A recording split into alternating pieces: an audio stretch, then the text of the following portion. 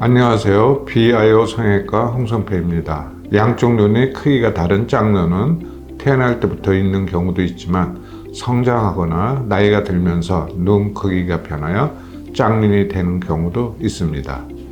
이런 짝눈이 생겼을 때 짝눈이 생기는 원인별로 알아보고 각 원인별로 짝눈을 교정하는 방법에 대하여 말씀드리겠습니다. 눈의 크기가 달라서 짝눈으로 보이는 경우에 안검하수 수술이나 퇴축 수술을 하여 눈의 크기를 맞춰주지 않고 쌍꺼풀 크기만 조절해서는 짝눈이 해결되지 않습니다. 눈의 크기를 맞추기 위해서는 눈의 크기가 변한 원인을 파악해서 교정해 주어야 합니다. 그래서 수술 전에 양쪽 눈 높이 차이가 어느 정도인지를 정확하게 파악을 해서 수술을 해야 하며, 또 한쪽 눈을 올려주거나 내리는 수술을 했을 때 반대편 눈의 눈높이가 저절로 변하는 경우가 있어 이런 경우가 생길 수 있는지를 미리 파악을 하고 수술을 해야 합니다. 태어날 때부터 짝눈인 경우 가장 많은 경우가 한쪽 눈에만 안검하수가 있는 경우입니다. 이런 일직성 안검하수의 경우에 눈높이를 맞추기 위한 교정 방법은 경도나 중등도 안검하수의 경우와 고도 안검하수의 경우에 수술적 분석 방법이나 수술 방법이 완전히 다르기 때문에 따로 구분해서 말씀드리겠습니다. 그래서 오늘은 경도나 중등도 안검하수가 한쪽 눈에만 있어서 생기는 짝눈에 대하여 말씀드리겠습니다. 일직성 안검하수에 의한 짝눈을 정확하게 교정하기 위해서는 양쪽 눈의 높이 차이를 정확하게 파악해야 합니다. 눈뜨는 근육의 힘이 달라서 생긴 경우이므로 대개가 눈을 뜰 때 힘을 주고 뜨기 때문에 원래 가지고 있는 안검하수 정도보다 더 크게 뜨는 경우가 대부분입니다. 그래서 이런 점을 고려해서 측정하여야 합니다. 그리고 헤링 현상이 나타나는 경우가 있고 나타나지 않는 경우가 있어 이런 점도 수술 전에 미리 파악하고 수술을 하여야 합니다. 눈높이를 측정할 때는 이 사진의 동영상처럼 눈썹이 움직이지 않으면서 눈동자만 움직이게 하여 측정하여야 정확합니다. 이렇게 눈높이를 측정했을 때 정상보다 2mm 정도 작으면 경도 안검하수이고 2 내지 4mm 정도 작으면 중등도 안검하수, 그리고 4mm 이상 작으면서 눈꺼풀의 움직임이 거의 없다면 고도 안검하수입니다. 이 사진의 경우처럼 오른쪽 눈이 4mm 작은 경우로 왼쪽 눈은 수술하지 않고 오른쪽만 안검하수 수술을 해서 4mm 올려주면 됩니다. 이 사진의 경우도 왼쪽 눈이 4mm 정도 작아서 왼쪽 눈만 안검하수 수술을 해서 4mm 정도 올려준 경우입니다.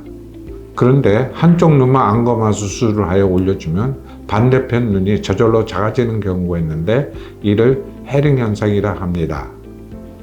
이 사진의 경우도 왼쪽 눈에 2mm 안검하수가 있어 왼쪽 눈만 안검하수 수술을 해서 2mm 올려주었는데 헤링 현상이 나타나서 수술하지 않은 오른쪽 눈이 저절로 내려와서 이 눈도 2mm 안검하수 수술을 해서 올려주어야 눈높이가 맞춰진 경우입니다. 그래서 수술 전에 헤링 현상이 나타나는 경우인지 아닌지를 미리 파악을 해야 하며 슬라이드에 적혀 있는 여러 검사를 하면 파악을 할 수 있습니다. 그래서 헤링 현상이 나타날 것으로 예상되는 경우에는 안검하수 수술로 올려주면 반대편 눈이 저절로 작아지게 되므로 이쪽 눈도 같은 양의 안검하수 수술을 계획해야 합니다. 반대로 헤링 현상이 나타나지 않을 것으로 예상이 된다면 양쪽 눈에 측정된 안검하수 양만큼 각각 교정해 주면 됩니다.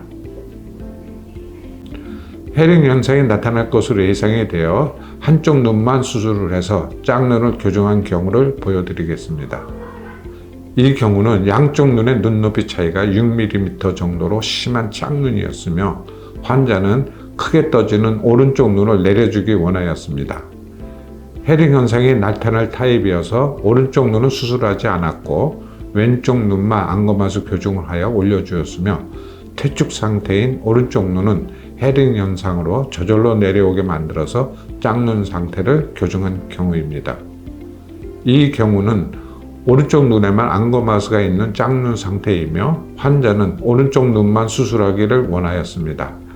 헤링 현상이 나타날 것으로 예상해서 오른쪽 눈에만 안검하수 수술을 하여 올려주었고 왼쪽 눈은 헤링 현상에 의해 내려오게 만들어서 양쪽 눈의 눈높이를 맞춰준 경우입니다. 이런 현상은 눈이 크게 떠지는 퇴축 상태의 눈을 내려주는 수술을 할 때에도 생길 수 있습니다. 이 사진의 경우는 과교정되어 크게 떠지는 오른쪽 눈을 내려주고 작게 떠지는 왼쪽 눈을 크게 떠지게 양쪽 눈을 모두 수술해주기 원하였습니다. 하지만 수술은 오른쪽 눈만 퇴축 수술을 해서 내려주었고 반대편 눈은 헤링 현상에 의해 저절로 크게 떠지게 되어서 눈높이가 저절로 맞춰지게 된 경우입니다. 이 사진의 경우는 눈높이 차이가 심하고 크게 떠지는 왼쪽 눈을 내려주기 원하였던 경우입니다. 수술은 오른쪽 눈만 시행하였고 오른쪽 눈은 안검하 수술하여 올려주었고 퇴축 상태인 왼쪽 눈은 수술하지 않아도 헤링 현상에 의해 작게 떠지게 만들어준 경우입니다. 이와 같이 헤링 현상이 나타나는 경우는 한쪽 눈만 수술을 해서 짝눈 상태를 맞춰줄 수 있지만 양쪽 눈을 모두 수술을 하여야 다른 부작용이 생기는 것을 예방할 수 있는 경우도 있습니다. 헤링 현상을 이용하여 한쪽 눈만 수술을 한 경우에 최종적인 눈의 크기가 너무 작을 수 있습니다. 이런 경우는 양쪽 눈을 수술을 해서 눈도 크고 짝눈 상태도 교정이 되게 만들어줘야 합니다. 또 안검하수가 심해서 올려줘야 할 양이 많은 경우는 한쪽 눈만 수술을 한다면 헤링 현상이 일어난다 해도 교정량이 많아져서 토항과 같은 부작용이 생길 수 있습니다. 그래서 이런 경우도 양쪽 눈을 모두 수술하는 것이 좋겠습니다. 이 사진의 경우는 오른쪽 눈에만 안검하수가 있었고 헤링 현상이 일어날 것으로 예상되었던 경우입니다. 오른쪽만 수술을 한다면 졸려 보이는 눈이 될 수 있고 쌍꺼풀이 크게 만들어질 수 있어 양쪽 눈 모두 안검하수 교정을 해서 또렷한 눈으로 바꿔준 경우입니다. 이 사진의 경우도 앞 사진의 경우와 비슷한 경우입니다. 왼쪽 눈에만 안검하수가 있었고 눈은 또렷하고 쌍꺼풀은 속꺼풀로 만들어주기 위해 양쪽 눈 모두 안검하수 교정을 한 경우입니다. 이 사진의 경우는 오른쪽 눈은 안검한 상태이고 왼쪽 눈은 퇴축 상태를 한 경우로 헤링 현상이 나타날 것으로 예상되었던 경우입니다. 오른쪽 눈만 안검하수 수술을 한다면 수술 후 토환이 생길 가능성이 있어 오른쪽은 안검하수 교정을 해서 올리고 왼쪽 눈은 퇴축 수술을 하여 내려주어 토환이 생기지 않으면서 짝눈이 해결된 경우입니다.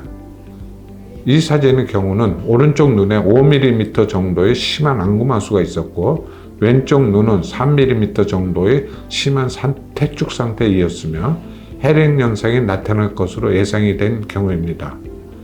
양쪽 눈이 모두 심한 상태이어서 한쪽 눈만 수술을 하면 불완전한 교정이 될 것으로 판단이 되어 양쪽 눈 모두 수술을 해서 눈높이를 맞춰준 경우입니다. 오늘 이상 드린 말씀을 정리해보면 경도나 중등도 안검하수 때문에 생긴 짝눈을 정확히 교정하기 위해서는 수술 전에 양쪽 눈의 눈높이 차이를 정확히 측정해서 수술에 반영해야 합니다. 그리고 헤링 현상이 나타나거나 나타나지 않는 경우가 있는데 이런 점도 수술 전에 미리 파악을 해서 수술을 한다면 안검하수 교정량이나 퇴축 교정량을 줄여줄 수 있고 또 다른 부작용이 생기는 것을 예방할 수 있습니다.